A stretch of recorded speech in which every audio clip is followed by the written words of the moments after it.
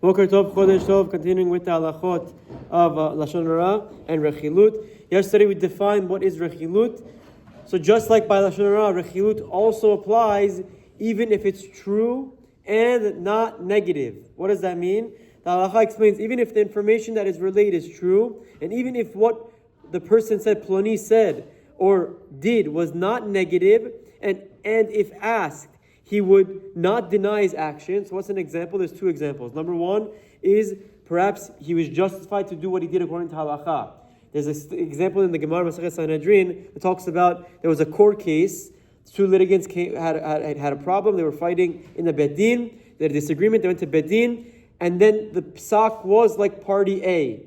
If let's say there's three dayanim, if two of the dayanim were on party A and one was on party B, one of the dayan who sided with party B, he can't go to the party B and say, by the way, I wanted to side with you. I thought halakha was more correct like you, but the other two judges ruled like him.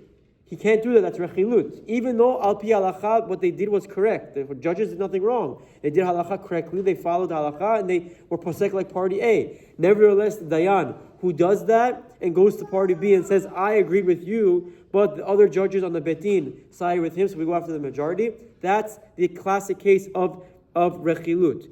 Or his intentions were different than what the speaker portrayed. That's also, even if it's true and not harming. The classic case of this is with Doeg HaEdomi. In Shmuel Aleph, Perek Kaf Bet, I think, there's a story of Doeg HaEdomi where that reported to Shaul HaMelech that Achimelech, I think it was, Achimelech, that David came to Nov and Achimelech helped David.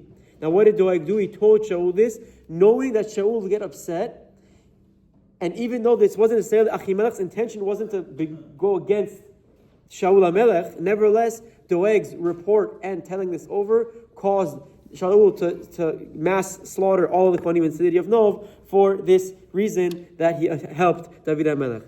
This is nonetheless considered rechilut if it will cause ill feelings between two people. So by same as Lashon Hara, by rechilut as well, even if it's true, if it's going to cause ill feeling between two people, that's considered rechilut. And now the third and final category is Motzi Shem.